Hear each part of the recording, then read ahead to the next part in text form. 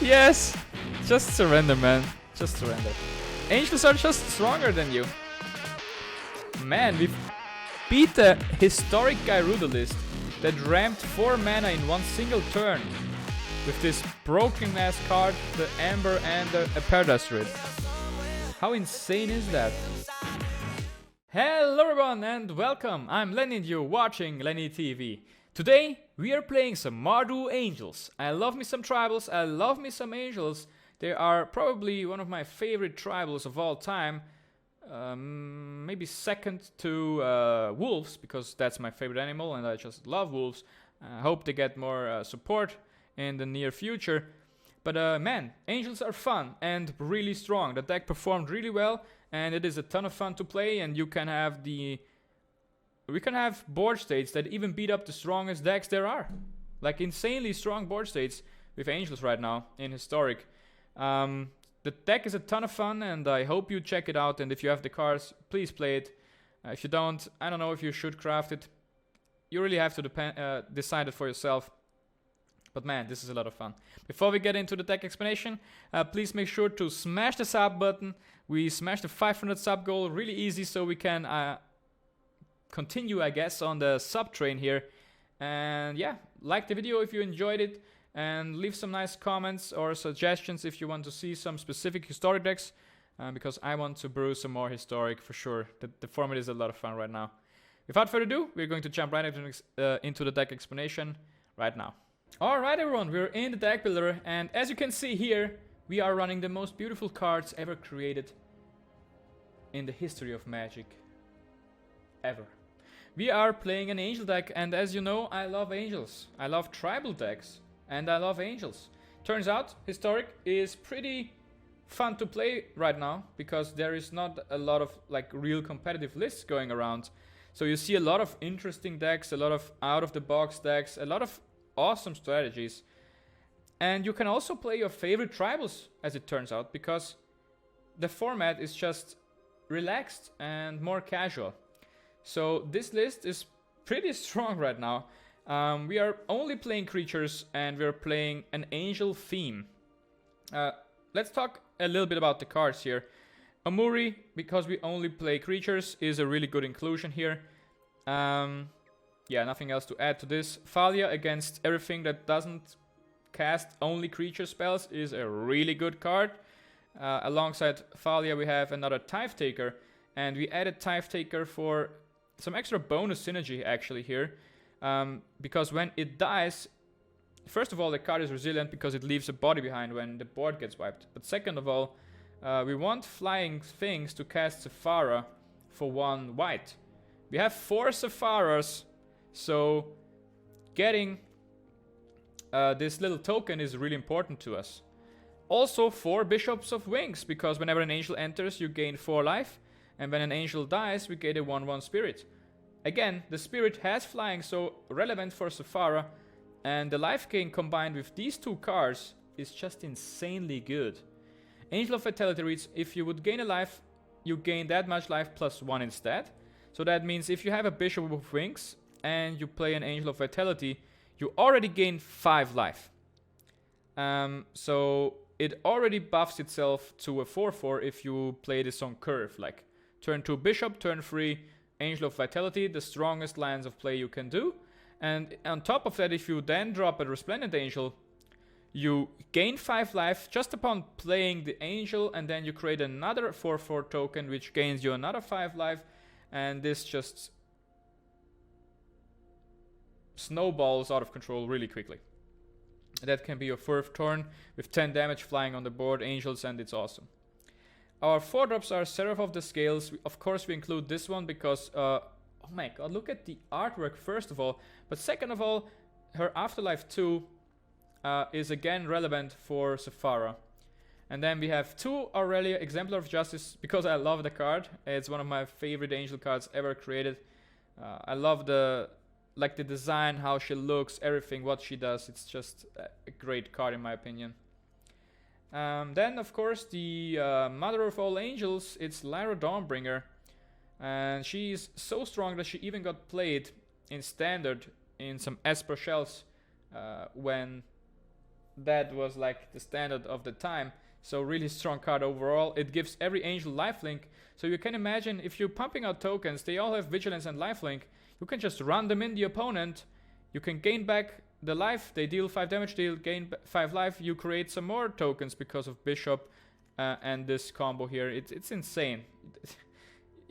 Nothing can deal with you if they don't have board wipes and can deal with stuff.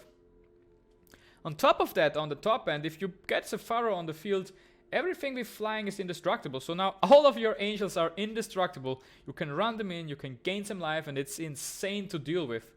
And to top it off, to put the cherry on top, we have Platinum Angel as well. And if you have this on the field, you cannot lose the game and your opponent cannot win the game. And if you have Sephara and Platinum Angel, it's pretty much a wrap. So then Platinum Angel is indestructible. And yeah, if the opponent cannot deal with that, you just straight up won the game. So yeah, Angel Tribal, it's a lot of fun and it works pretty well. We have a pretty good record with it. And the decks are awesome, so stay tuned for the games and we will jump right into them. Alright, our next opponent is Pau 1989. So we are playing against Garuda. And that is bad news. We are looking at a really good hand though, so we might have a chance. My opponent has taken a mulligan, so our chances might even look better now. He will scry keep on top, so I guess his hand is fixed now. Type taker from our side.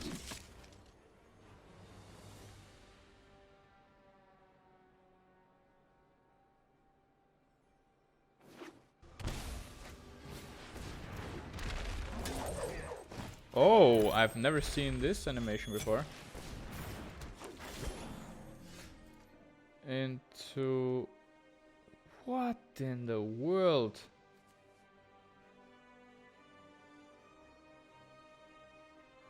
So this...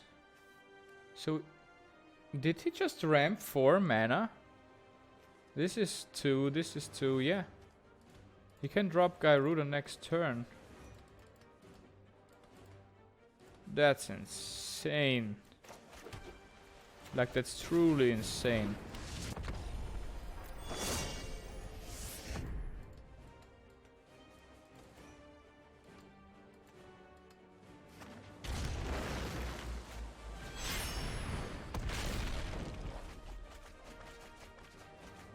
And here we go. Another Gigan revealed.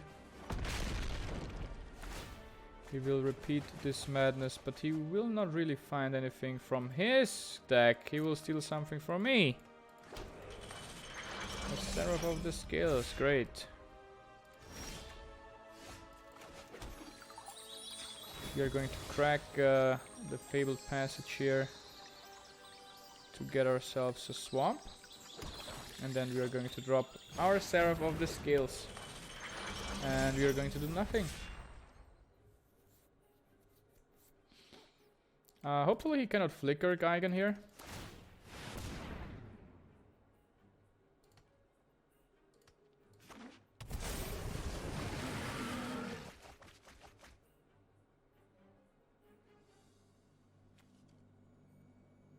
Yeah, this card is insane. In this deck. What am I seeing? My poor eyes, what do they have to witness here?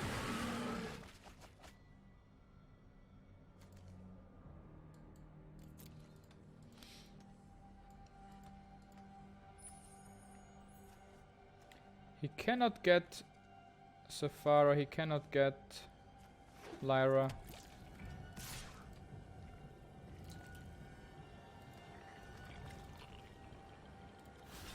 And we will kill this one off. Because this way we can drop Sephara for 1 white in our turn.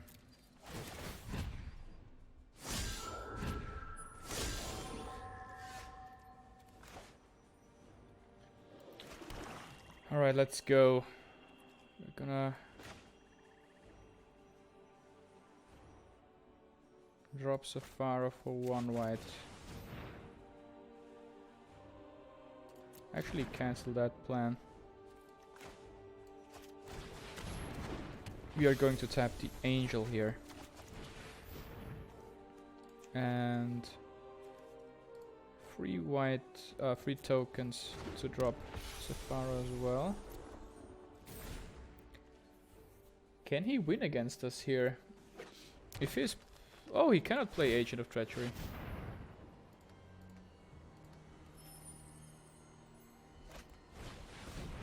He didn't find anything. Now he draws extra cards. Alright, we cannot lose the game because we have Platinum Angel.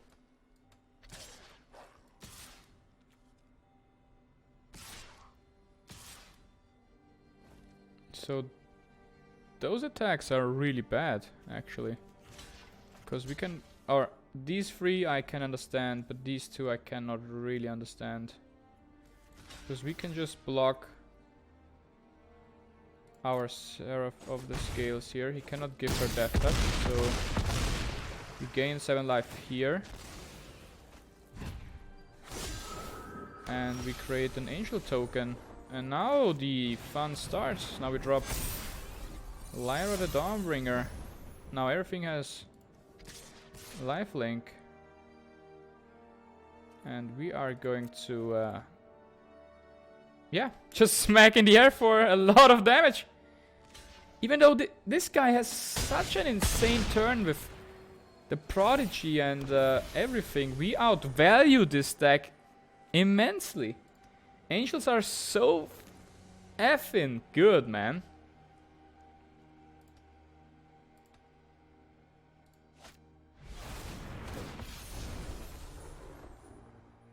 Now he steals my Safari to fight Lyra.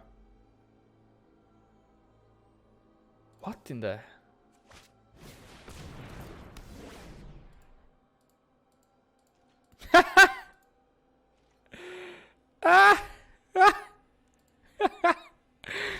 Yes! Just surrender, man. Just surrender. Angels are just stronger than you. Man, we've beat the historic Garuda list that ramped 4 mana in 1 single turn. With this broken ass card, the Amber and a Paradise Rid. How insane is that? Alright, our next opponent is Sam Wise playing with Lazav. We have a really good start though, so let's keep this. I mean, we are missing our 2 drops, but other than that, this hand is looking fire. Temple of Silence, alright. And he keeps it to the top. Oh, and we find our 2 drop. That's really good. That's really good for us. 2 drop found. Will shock himself for Pack Rat. Alright, let's stop the aggression here early. With Talia. If he drops another rat, we can just first strike destroy the rat here.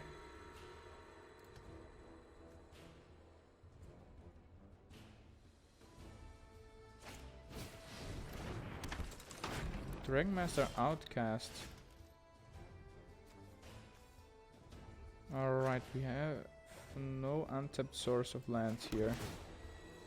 So, yeah, but we are keeping that land on top. And we are attacking here. I'm guessing he won't block. Now he's down to 16 already. Which is actually 4 life already. Because of his shock land. What is he going to do here? Is he going to attack back? Alright, so he has 4 mana next to on his turn. We have 4 as well. I think we are going to drop Aurelia, one of my favorite angels. Buff the Thalia. Swing for 4. Vigilant. First strike. Damage. Of course, he will swing back at us. And that's a reasonable thing to do. We're going to crack the passage here to get another planes, I guess. It doesn't really matter from this point on. And we are going to drop Aurelia, the Exemplar Justice. Look at that animation. Beautiful. And now we will swing for 4 damage with First Strike. And also Vigilance, which is insanely strong. Oh, he wants to create some more pack rats. Alright. I see what you were doing. He's cutting a Karn to create the pack rat.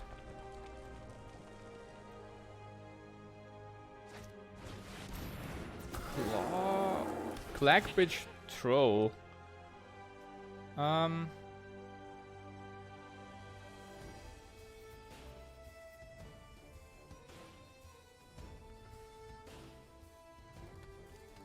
Do we give him the card? I think we do. Let's sacrifice a goat here.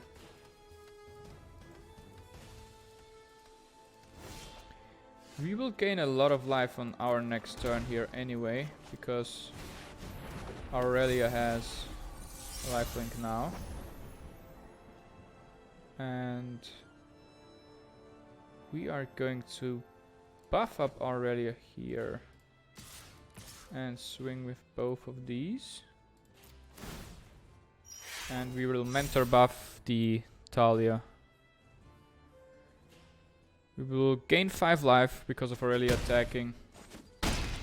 And we have double blockers for the troll if he wants to attack. But we can also just sacrifice another goat here. Yeah, we are looking really good. I don't think... oh, Mortify on Lyra. That's hurting us. Of course we will sacrifice another goat here. So this way he cannot really swing back at us. Alright, so we have 5 mana in total. That I think we drop our companion here. Name creature, and this way every creature costs 1 less. And we drop a Tithe Taker. We buff up Aurelia again. Swing with these 2 once more. We mentor buff the Thalia for 1 last time here before she is the same strength as Aurelia here. And no blocks for my opponent here. Down to 2 life. Alright, that's interesting. Next turn, if we find a land, we can drop Sephara without tapping our creatures. But also, if we find another one, we can... free drop, we can cast 3 free drops. If we find Angel, the Bishop of the Angels, man. Of course, we sacrifice another goat to give him 5 more life.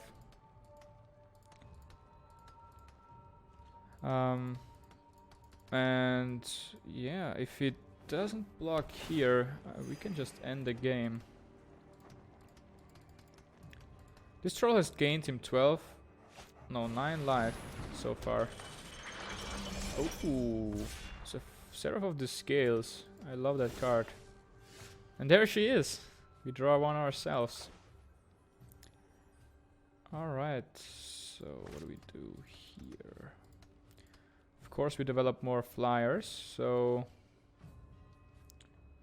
let's drop our Resplendent Angel here. And our very own Seraph of the Scales. Which card do we buff here?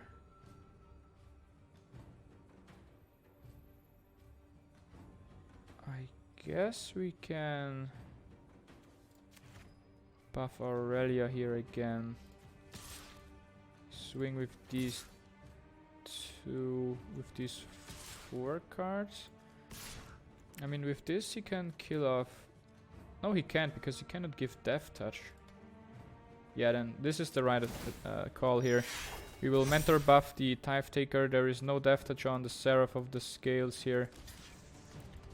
So this will die for free against my Aurelia. He will finally block some stuff here. So 1 pack rat will die to do to first strike without me losing anything.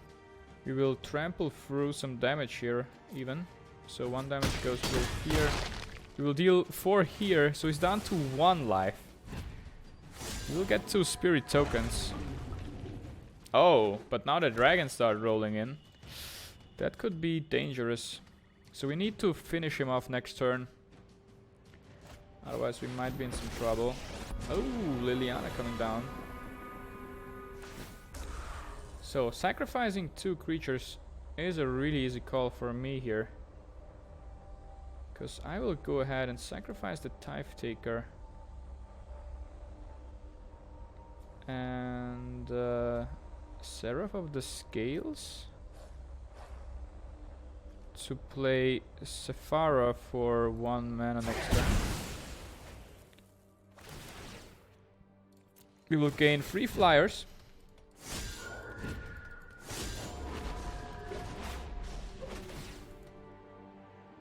We can also sack 1 creature. We will decline that. So he can swing with the troll if he wants to. Why? Alright, we take the damage here. And yeah, he dies on the crackback. Man, angels are strong. I'm loving this list so far. It feels amazing to play. And I just love angels, man. Let's continue here. Alright, our next opponent is Enrique. 7594. I kinda like this hand, even though we're missing red for Aurelia. We have some 3 drops, and if we pick up some 2 drops, we might have a chance. Or let's see here. Depending on what my deck is playing. Oh my god. First of all, I said what my deck is playing, and then I meant opponent, and then I shock in a Godless Shrine for no reason.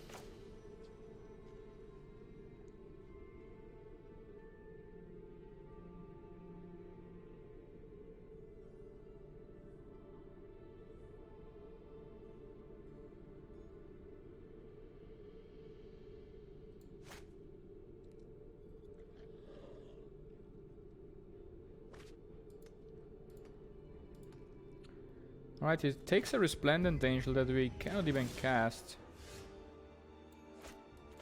Alright, let's get a second white source. Oh no, let's get a red source here, because we have so much white sources. If we don't draw at least 1 more until turn 5. Yeah, that's pretty unlikely. We get the red source to enable Aurelia on turn 4. So we have a turn 3 into turn 4 into turn 5. My opponent won't play anything here.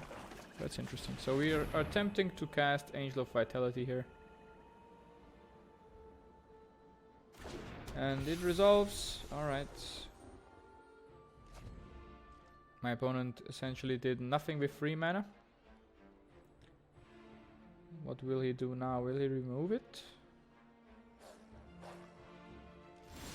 No, he will do nothing. Alrighty, we will drop Omuri then to milk some more value out of this. He can counter this card if he wants to. Yep, he counters Omuri, gains back his 3 life. But we will start hammering away with Angel of Vitality here.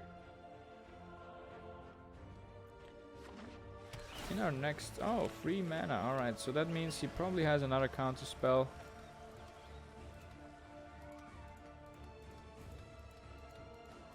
And he potentially has a board wipe. I'm gonna cast the Tithe Taker next.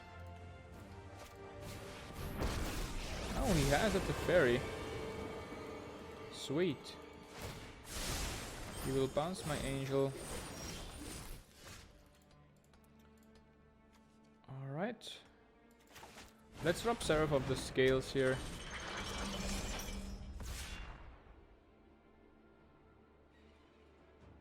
If this dies, it leaves behind some tokens. And those tokens will kill Teferi.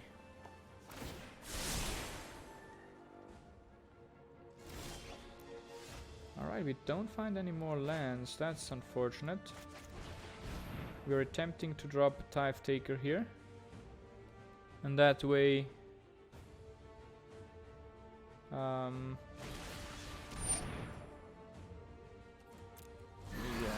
we will destroy the Seraph first here. So that means we cannot attack and kill the fairy. That's quite sad.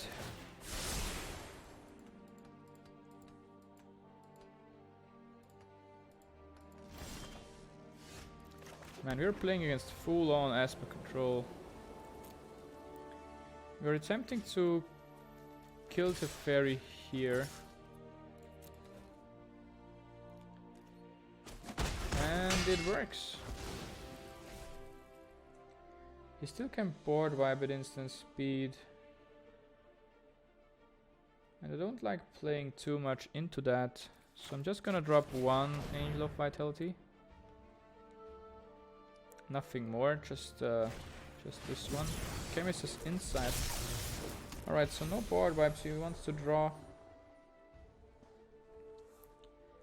I mean, at this point I'm expecting something that wipes the board, or the big Teferi, or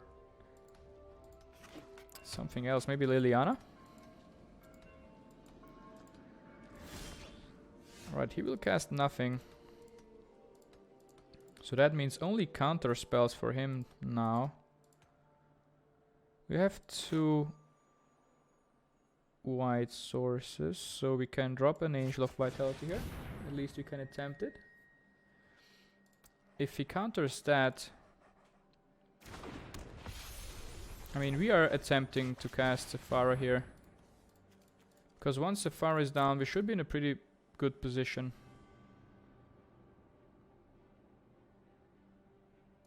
Because if everything is indestructible that is flying, how will he deal with my board?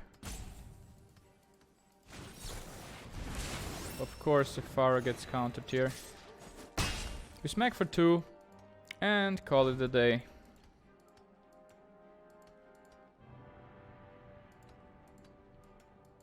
Now, at this point, I expect a board wipe. He main phases Chemist is inside. Alright.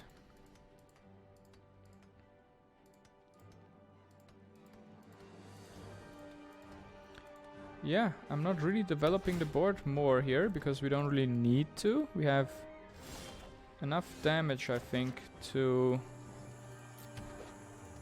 hold some stuff back here. I mean, developing or committing the Lyra costs a lot. Committing this is not good enough because we actually cannot activate it. But let's gamble and maybe we can activate it next turn. We will deal some damage here.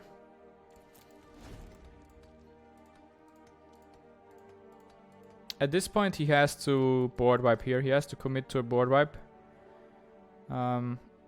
He probably had to board wipe even without the Resplendent Angel. So playing this really was a mistake because we have 8 damage on the field. Alright, so that will flippity flop next turn. Oh, he exiles the Angel. So maybe it was worth playing it actually. Alright. So I don't think we board wipe here. If we drop Lyra, we can deal 3, 6 and 4, 10 damage. So he's down to 4 life. And we will gain a lot of life. If we drop Aurelia, we do the same thing.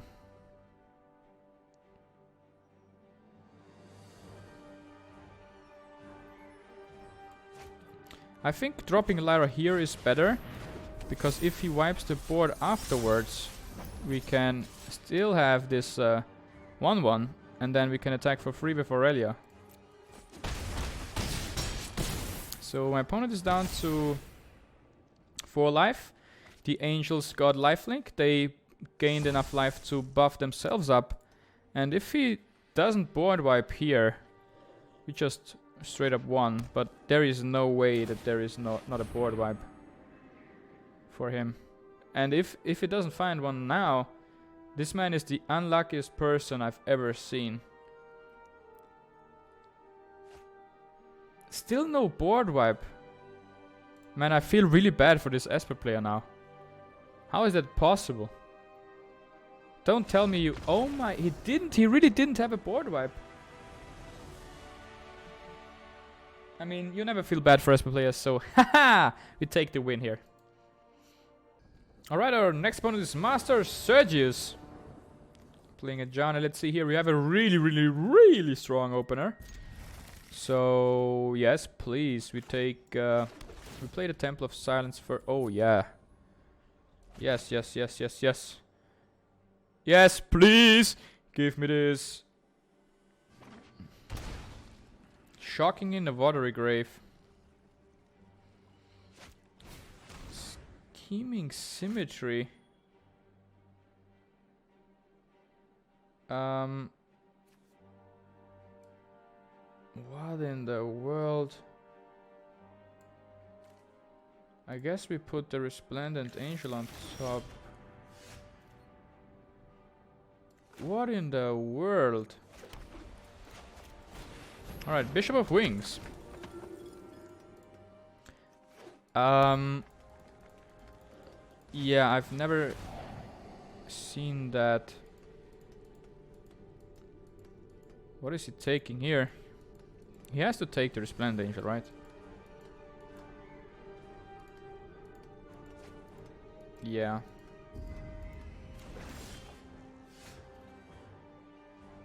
Wow, what a great turn. What a great player. We want the Angel of Vitality. Like that would be the most optimal card to get here. And just like that, Esper, man. Esper just destroys what you want to do. Just completely. Because the Angel of Vitality would have been so good. Maybe we should have taken that. And then maybe he would not have...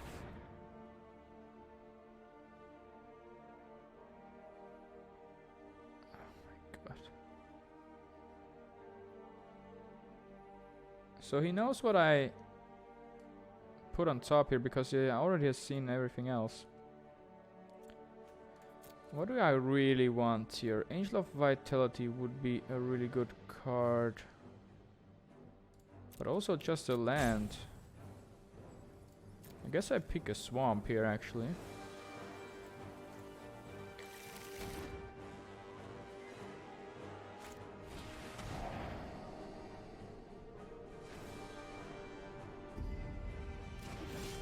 Takes away the Seraph of the Scales, but that's fine. We can drop Umuri, our companion here.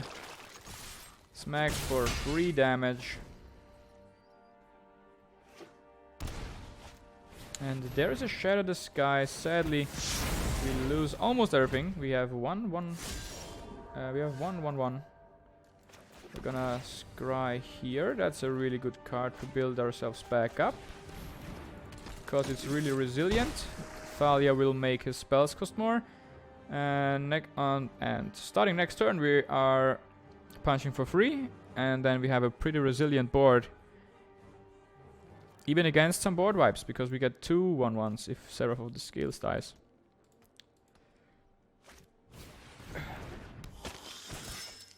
Famished Paladin.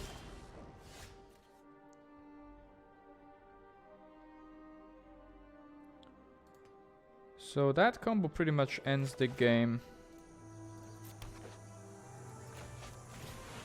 Next turn, right?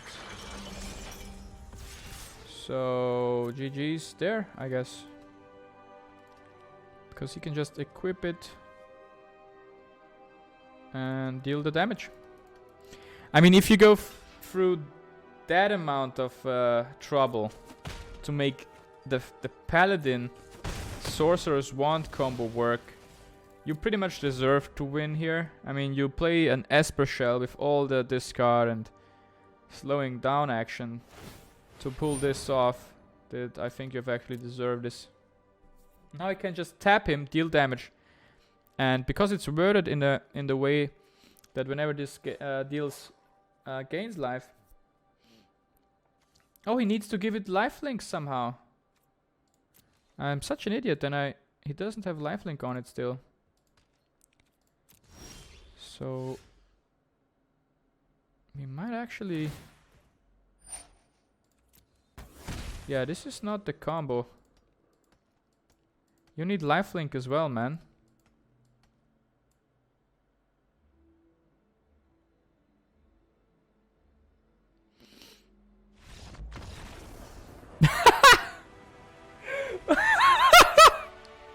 He forgot to put in something that gives it lifelink, I was so sure. And now, what he will do is go back in the deck builder, put in something that gives lifelink and replay. I can imagine this so good. This is me building decks. Like I build something, it doesn't work because I forgot something crucial to the deck. And then I'm like, oh crap, escape, concede. I have to put that in there. Oops, forgot that. Anyways, I hope you enjoyed these games. Man, Historic is so much fun to play. I guess because there is no real incentive to do so, because the wins don't count to your like win streak thing. But man, that means you can toss up your favorite tribal and have a lot of fun in Historic right now. So if you have the cards, go ahead and do that. Angels are a ton of fun. Thanks for watching, and we will see you in the next one.